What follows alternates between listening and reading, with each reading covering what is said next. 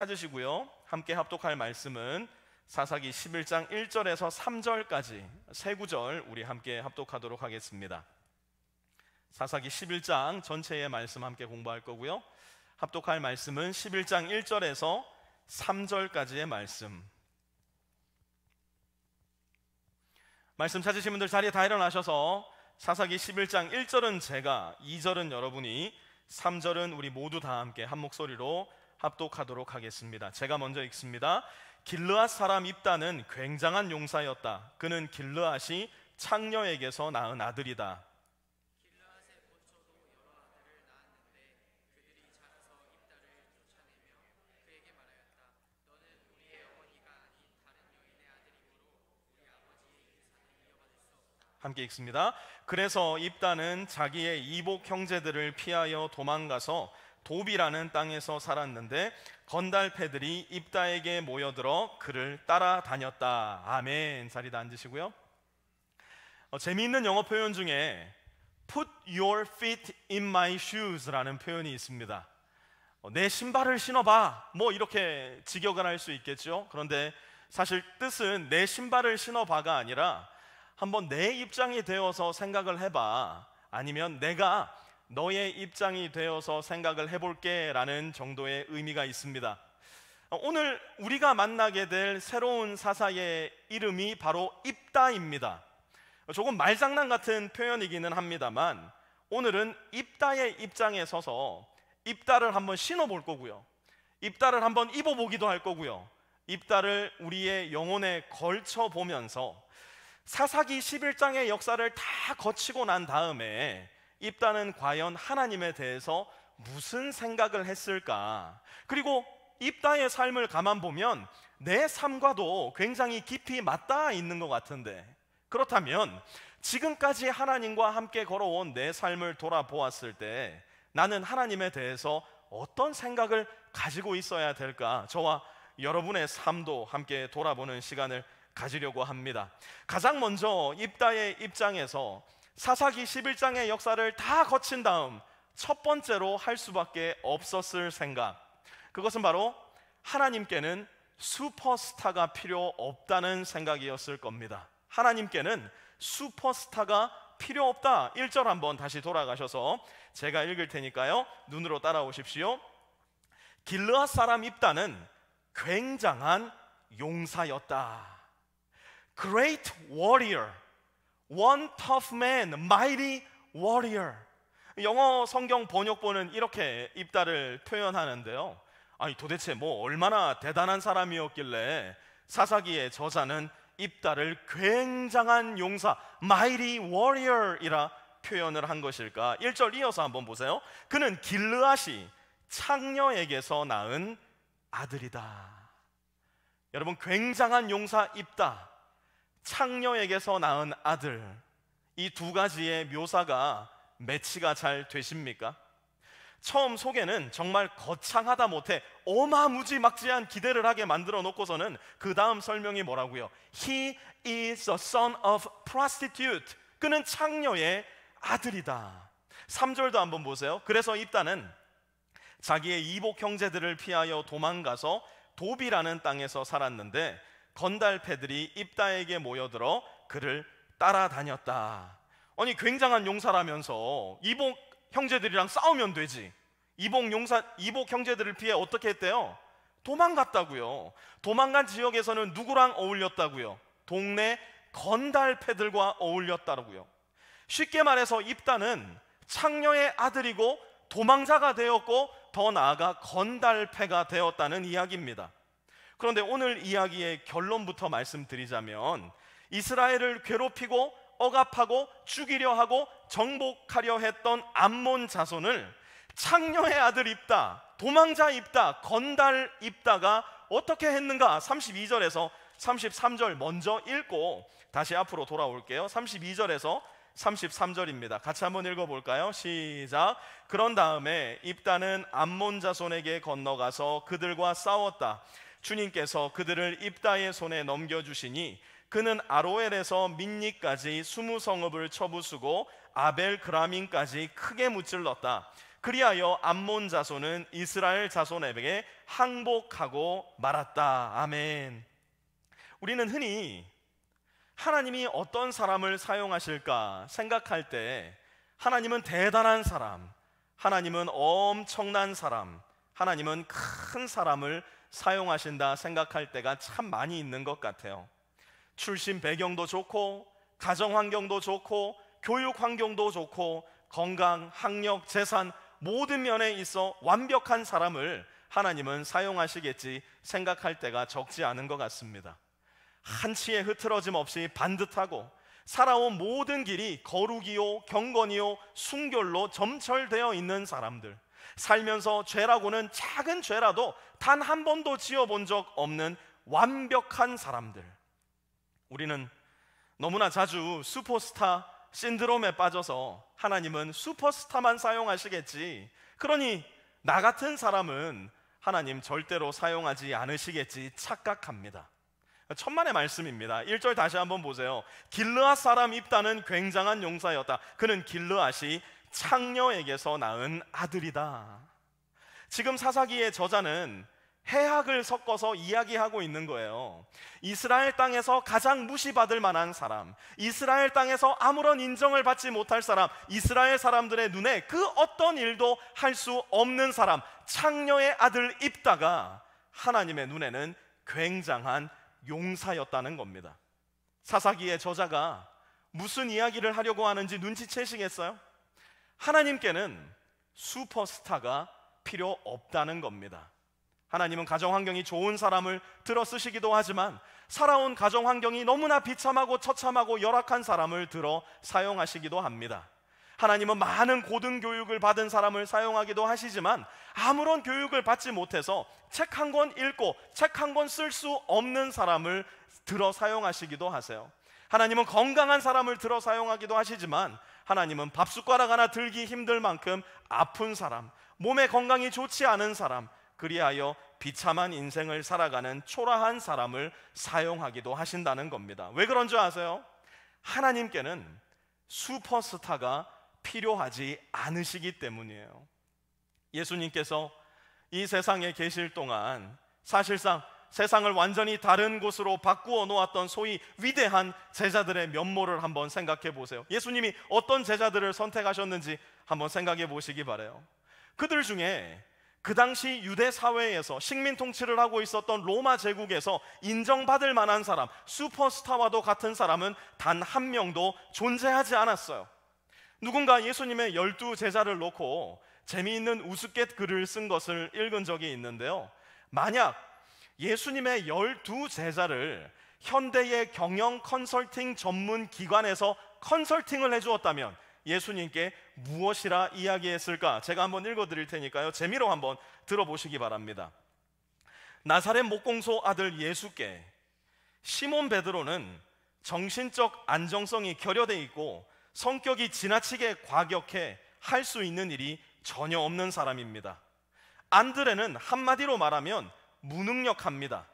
다른 사람을 지도할 만한 사람이 전혀 되지 못합니다. 세베대의 아들 야고보와 요한은 자신들의 이익만 챙기기에 급급한 사람들입니다. 도마는 매사에 부정적이고 의심이 많아 제대로 된 일을 할 사람은 아닙니다. 마태는 자신의 이익을 위해 무엇이든 할 수 있는 위인입니다. 알페오의 아들 야고보와 다데오 두 사람은 언제든 예수를 배반할 수 있는 과격분자들입니다.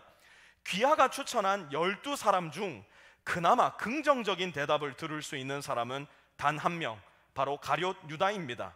그는 능력 있고 사회에 대한 지식도 풍부합니다. 경영 감각이 있고 상류층 사람들과 교제할 수 있는 예의와 기품도 갖추고 있습니다. 따라서 본 경영 상담소는 가룟 유다 한 명만 추천하고 나머지는 해고할 것을 강력하게 권고합니다. 이 세상의 가치와 기준을 따른다면 정말 가룟 유다 하나만 예수님의 제자가 합당해 보였을지도 모르겠어요. 하지만 정작 사실은 어땠나요? 가룟 유다는 예수님을 팔아 넘겼지만 다른 모든 제자들은 전혀 사회에, 문화에, 정치에, 군사에 인정받지 못했던 다른 모든 제자들은 자기의 목숨을 버려 예수님의 복음, 하늘나라의 복음을 온 세계에 전파해 나갔어요. 그래서 오늘 우리도 이 자리에 모여 예수님을 신앙할 수 있게 된 겁니다. 무슨 말이에요? 예수님께는 슈퍼스타가 필요 없다는 이야기입니다.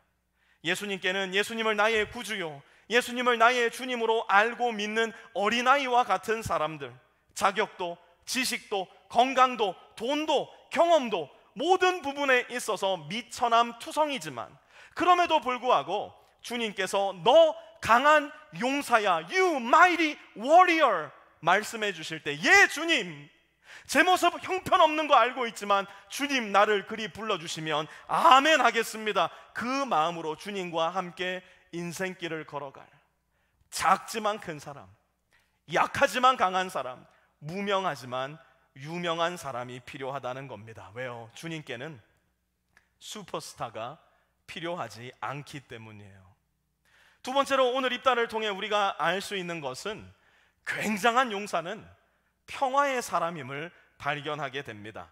굉장한 하나님의 용사는 사실 평화의 사람임을 발견하게 됩니다. 12절과 13절 한번 같이 읽어볼까요? 11장 12절과 13절입니다. 같이 읽습니다. 시작. 입다가 암몬 자손의 왕에게 사절을 보내어 말을 전하였다. 우리 사이에 무엇이 잘못되었기에 나의 영토를 침범하십니까? 암몬 자손의 왕이 입다의 사절에게 말하였다. 이스라엘이 이집트에서 올라올 때에 아르논 강에서부터 야복강과 요단강에 이르는 나의 땅을 점령하였습니다. 그러니 이제 말썽을 일으키지 말고 그 땅을 내놓으시기 바랍니다. 오늘 본문이 시작되면서 입다를 소개했던 첫 번째 형용사는 굉장한 용사 입다였습니다. 우리 한국 개신교 안에서 특별히 자주 사용되는 기독교 용어 중 하나가, 교회 용어 중 하나가 바로 이 용사라는 단어인 것 같아요. 이 용사라는 단어를 어디에 붙입니까? 기도의 용사, 말씀의 용사, 전도의 용사, 예배의 용사, 하여튼간에 뭐 갖다 붙이면 용사예요. 이 용사라는 단어 자체는 우리 마음 가운데 대단히 호전적이고 전투적이고 심지어 폭력적이기까지 한 이미지를 심어 놓습니다. 그러다 보니 하여튼 하나님의 영광을 위해서라면, 하나님 나라의 승리를 위해서라면 나도 얼마든지 무례해져도 괜찮고 폭력적이 되어서도 괜찮고 그 어떤 수단을 사용해도 아무런 관계없다는, 한 방이 있는 용사적 행위를 하며 살아야 된다 부담을 가지는 그리스도인들이 적지 않은 것 같아요. 그런데 사실 성경에 등장하는 수없이 많은 믿음의 용사들을 가만히 살펴보고 그들을 하나의 별명으로 묶어본다면 그것은 다름이 아니라 피스메이커, 평화를 만드는 사람들이라 표현할 수 있을 겁니다. 싸우지 않고 자기 자신을 양보하고 내어주고 져주는 사람들. 여러분 한번 믿음의 조상 아브라함을 생각해 보시기 바라요. 불어나는 재산 때문에 한 지역에서 거주할 수 없게 되자 조카 롯에게 이렇게 이야기합니다. 네가 가서 거주할 땅을 선택해라. 네가 우하면 나는 좌할 것이고 네가 좌하면 내가 우할 것이다. 지금 무슨 이야기 하는 거예요? 너와 재산 가지고 땅 가지고 다투지 않겠다는 겁니다. 내가 너에게 양보하겠다는 거예요. 아브라함의 아들 이삭은 어땠어요? 그 아버지의 그 아들이라고 그 당시 생존에 있어서 가장 중요했던 우물물을 하나 팠는데요, 그랄 목자들이 와서 그 우물물을 차지하겠다고 시비를 겁니다. 이삭은 그랄 목자들의 머리끄댕이를 잡고 한번 네가 이기나 내가 이기나 싸워보자, 이 우물은 내가 포기 못한다, 그렇게 말하지 않았어요. 다툼을 하기 싫어 장소를 이동하여 다른 우물물을 팝니다. 또 그랄 목자들이 와서 그 우물을 가지고 시비를 걸자 또 다른 지역으로 가서 또 다른 우물을 팝니다. 뭐 하는 거예요? 싸우지 않겠다는 겁니다. 다투지 않겠다는 거예요. 평화를 일구어내겠다는 거예요. 요셉도 한번 생각해 보세요. 자기를 팔아넘겼던 10명의 형들이 지금 자기의 발 앞에 무릎을 꿇고 엎드려 있는 상황입니다. 그때 요셉은 어떻게 했나요? 첫째 형 르우벤부터 일으켜 세워서 엎드려 뻗쳐, 첫째니까 10대 맞아, 둘째 시므온 9대 맞아 빠따르부터 치고 시작했나요? 그러지 않았잖아요. 먼저 형들에게 달려가 그 목을 끌어안고 눈물을 터뜨려 버리지 않습니까? 뭐 하고 있는 겁니까? 원수 같은 형들이라 할지라도 그 관계 안에서도 내가 평화를 만들어내겠다는 겁니다. 성경에 등장하는 최고의 피스메이커는 누구일까요? 저와 여러분에게 반드시 필요한 피스메이커, 그것은 바로 우리 주 예수 그리스도세요. 요한복음 14장 27절에 예수님은 이렇게 말씀합니다. 우리 한번 같이 읽어봤으면 좋겠는데요. 시작. 나는 평화를 너희에게 남겨준다.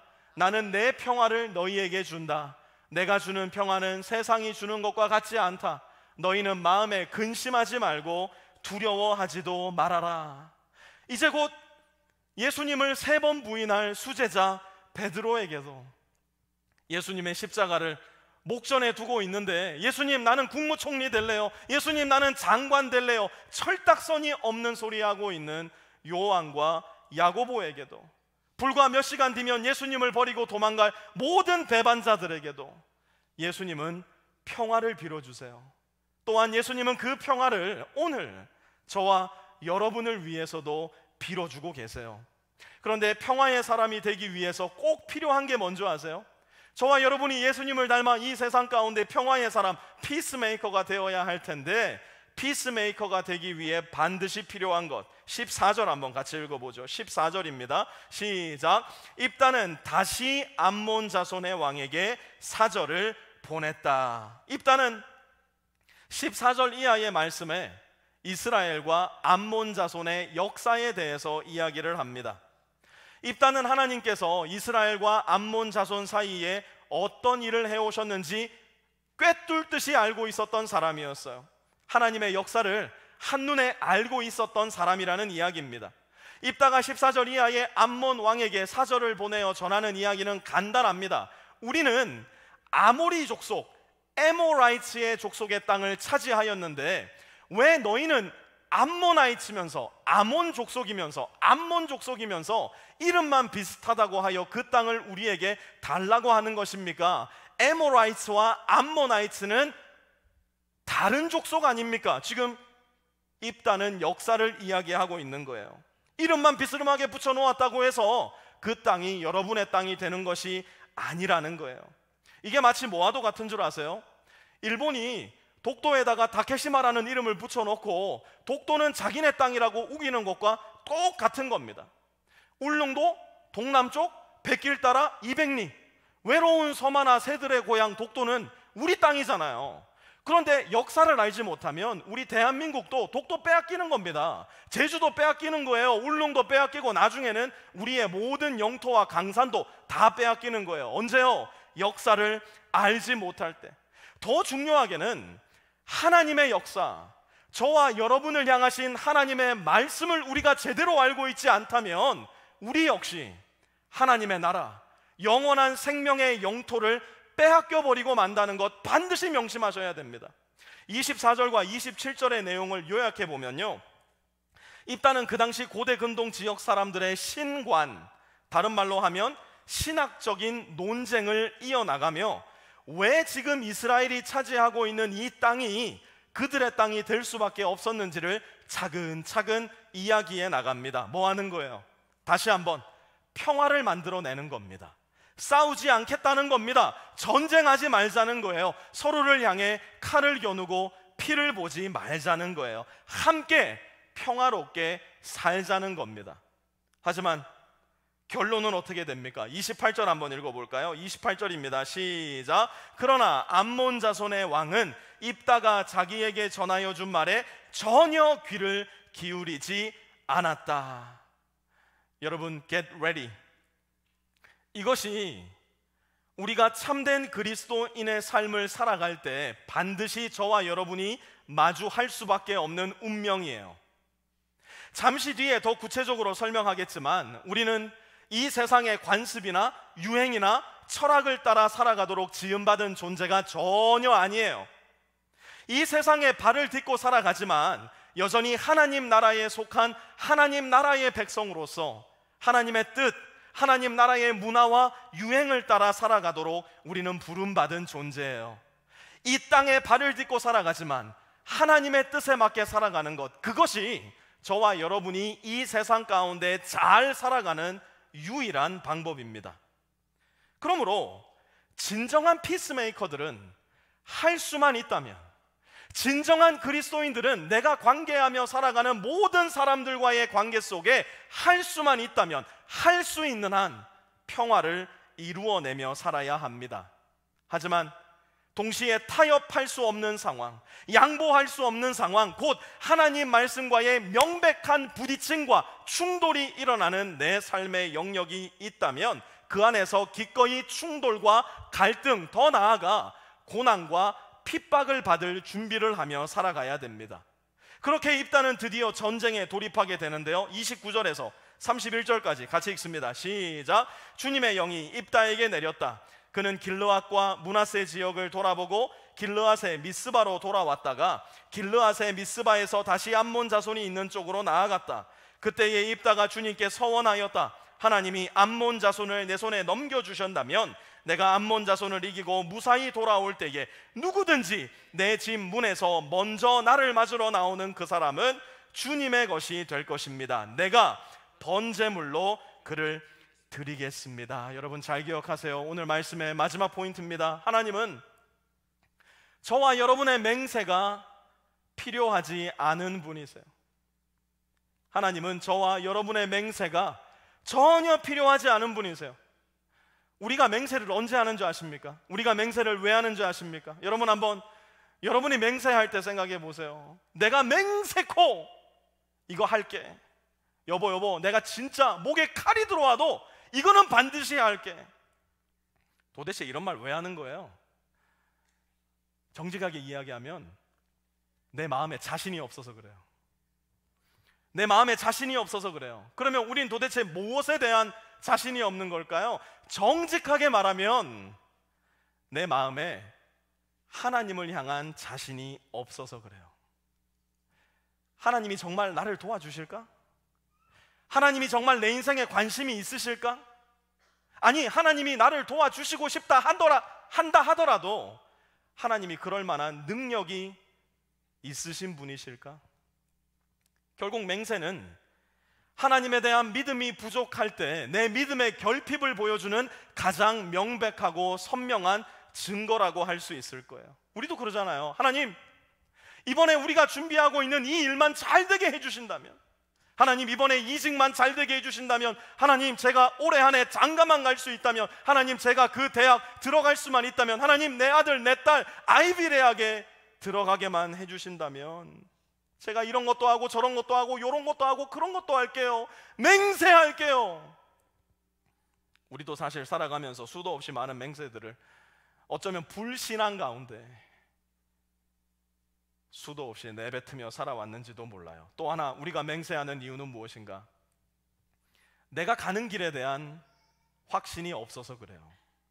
내가 걸어가고 있는 이 길에 대한 자신이 없어서 그래요. 하나님은 좋으신 분, 하나님은 능력이 있으신 분, 하나님은 날 도와주시는 분, 오케이, 거기까지는 알겠어요. 그런데 정직하게 이야기하면 내가 지금 걸어가고 있는 이 길이 하나님의 뜻과 맞닿아 있는가? 여기에 대한 자신이 없는 거예요.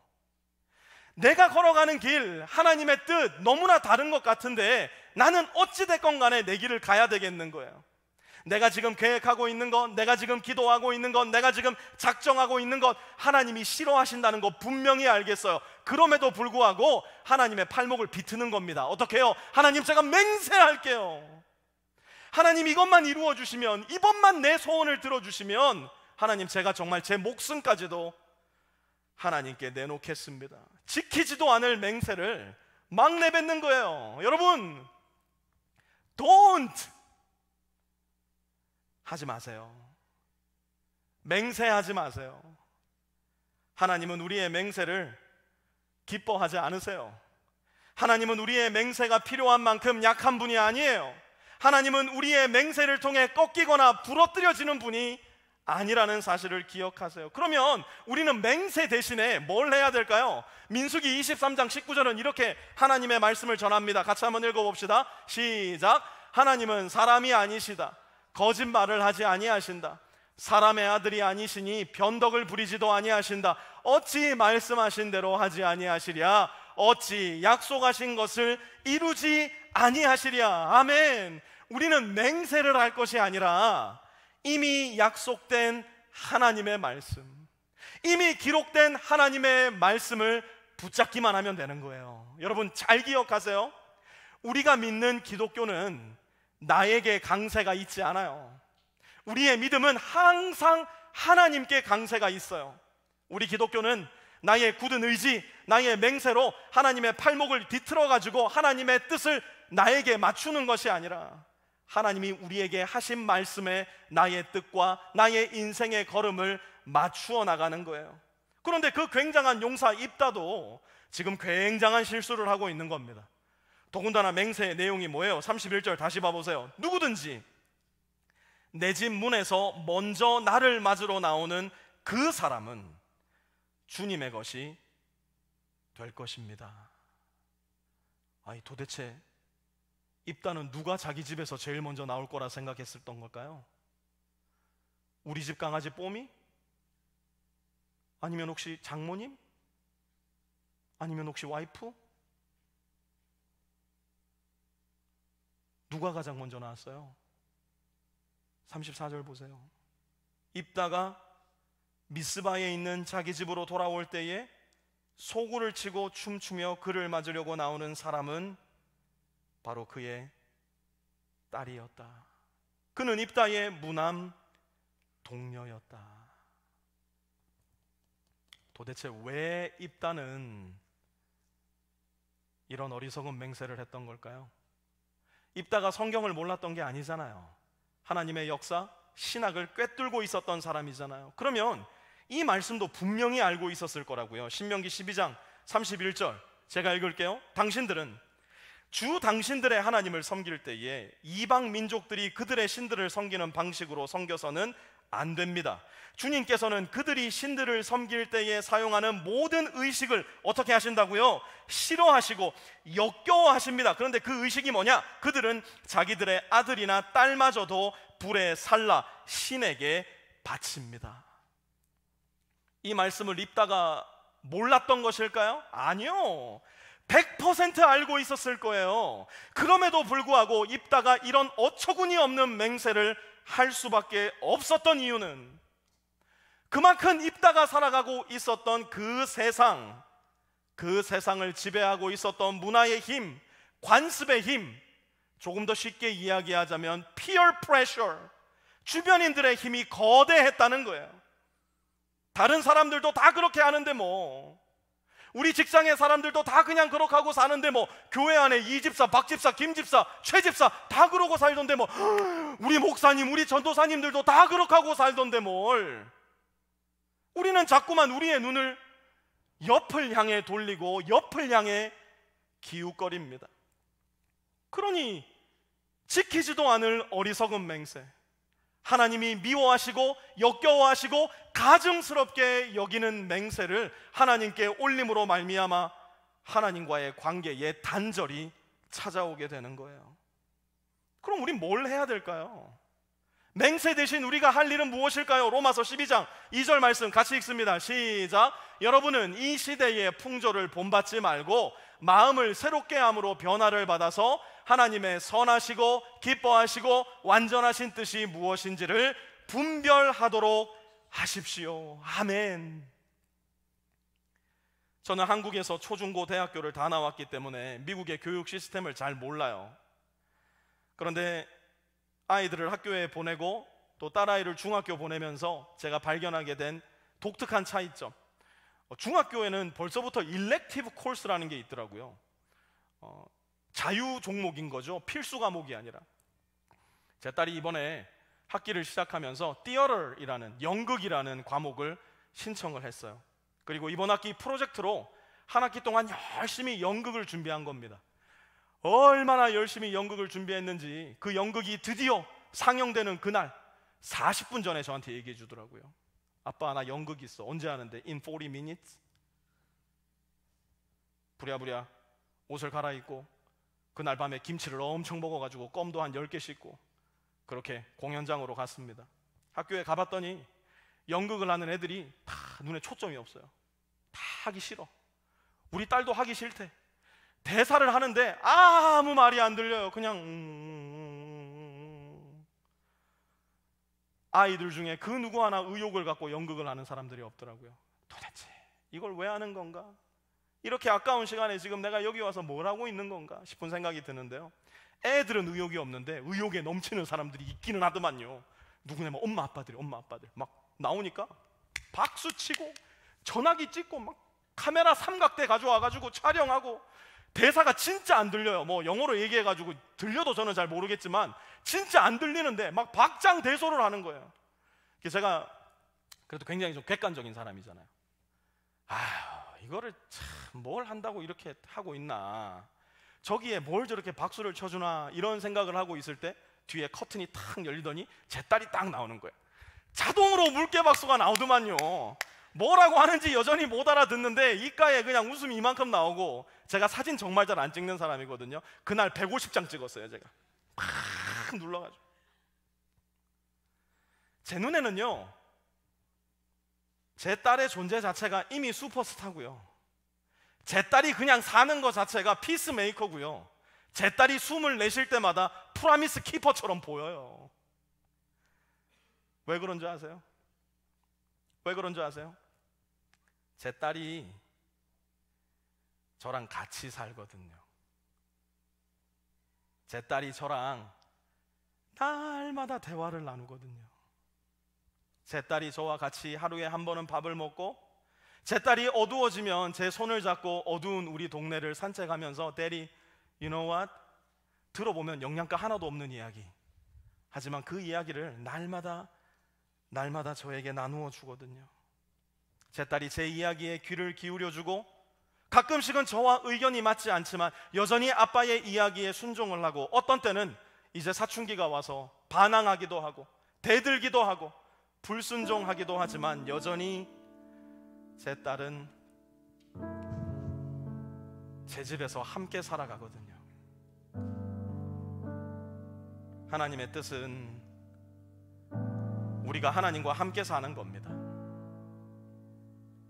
이 세상을 깜짝 놀라게 할 만한 어마무시하게 큰 일을 이루어내는 슈퍼스타가 되지 못한다 하더라도, 남북 통일을 이루어내고 우크라이나와 러시아 간의, 이란과 이스라엘 간의 평화를 이루어내는 피스메이커가 내가 되지 못한다 하더라도,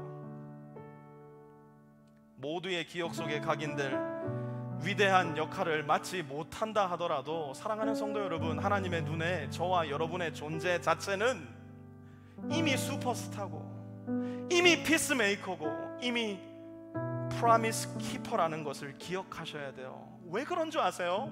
왜 그런 줄 아세요? 저와 여러분은 스스로 고독하게 하나님을 바라보고 있는 고독한 존재가 아니라, 저 멀고 먼 별을 건너 이 땅 위에 우리를 위해 오신 슈퍼스타 예수님을, 나와 하나님 사이에 완전히 갈라져 있던 그 황폐하고도 처량한 관계를 다시 화해시키기 위해 십자가에 죽으신 피스메이커 예수님을, 내가 너와 반드시 함께 하겠다, 내가 어디를 가든지 너를 지키겠다, 내가 너를 반드시 구원하겠다 약속하신 프라미스 키퍼의 예수님을 믿는 믿음으로 말미암아 예수님 안에 살아가고 있기 때문에 그래요. 하나님은 우리를 보실 때 우리를 보시는 게 아니에요.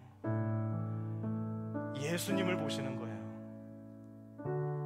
더 이상 내 이름 세 글자로 기억되는 나의 존재가 아니라 슈퍼스타 예수님, 피스메이커 예수님, 프로미스 키퍼 예수님. 우리가 예수님을 믿을 때 우리는 예수님 안에서 살아가기 시작하는 겁니다. 그러므로 사랑하는 성도 여러분, 우리는 사실 입다를 입으며 살아가는 존재가 아니라 예수님을 날마다 입으며 살아가는 존재입니다.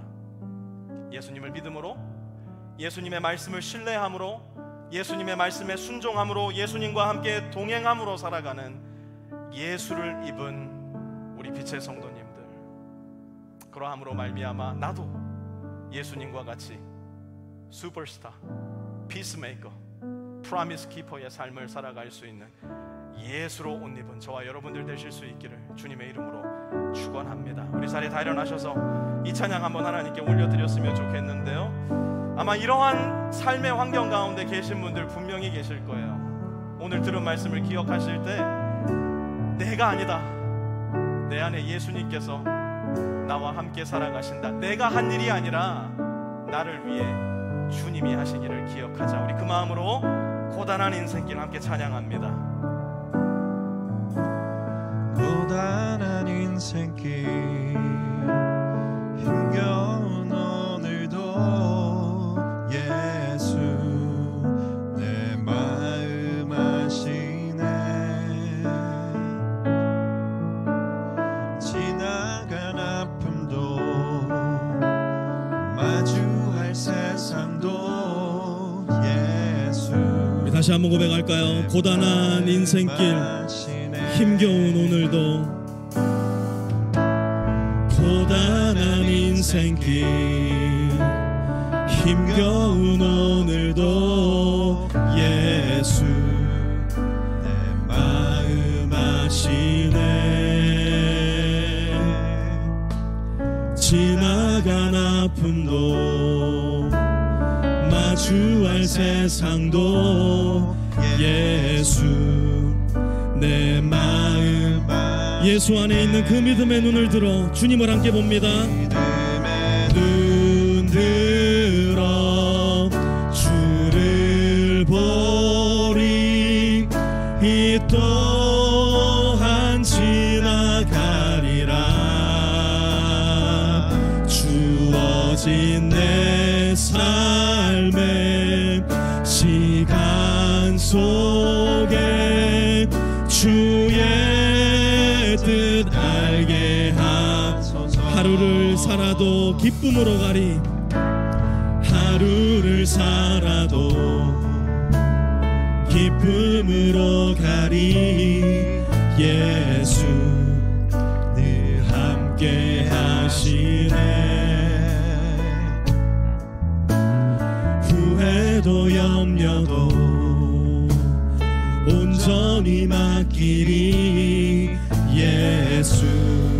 우리 한 번 더 하루를 살아도 기쁨으로 가겠습니다. 하루를 살아도 기쁨으로 가리. 예수 늘 함께 하시기 때문입니다. 내 삶의 모든 후회도 염려도, 후회도 염려도 온전히 맡기리. 예수 늘 함께. 우리 다짐하며 믿음의 눈 들어 주를 봅니다. 믿음의 눈 들어 주를 보리. 이 또한 지나가리라. 주어진 내 삶의 시간 속에 주의 뜻. 믿음의 눈 들어 주를 봅니다. 믿음의 눈 들어 주를 보리. 이 또한 지나가리라.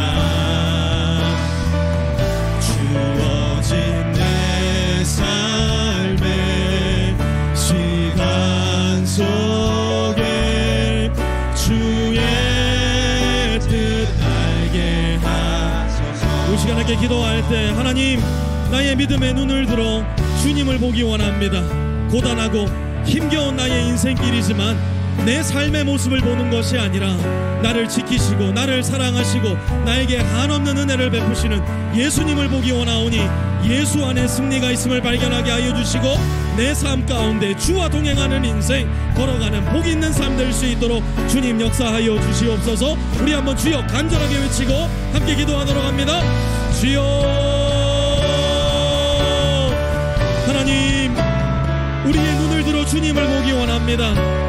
초라하고 죄 많고 넘어지고 쓰러지고 자빠지고 너무너무나도 비참하고 비루한 인생이지만 하나님이 인생을 위하여 저 멀고 먼 별을 건너 이 땅까지 오신 예수님이시기에 나의 모든 죄의 한 방울까지도 씻어주시기 위해 십자가에 못 박혀 죽으신 나의 주 나의 그리스도 예수님이시기에 나에게 영생의 소망을 주시기 위해 다시 부활하신 나의 예수 그리스도이시기에 주님을 바라보며 나아가기를 소원하오니 하나님, 지치고 힘들고 초라하고 쓰러져 있고 절망 가운데 가득하며 우울함으로 가득한 나의 마음을 하나님 만져주시고 하나님 치료하여 주시고 나의 눈을 들어 주님을 바라보게 하시며 나를 고치시고 만지시고 치유하시며 나와 함께 동행하시는 하나님의 그 따스한 손길을 주를 바라볼 때 볼 수 있는 우리 모든 빛의 성도들 다 될 수 있도록 하나님 도와주시고 역사하여 주시옵소서. 내 마음에 주님을 믿지 못하고 신뢰하지 못하며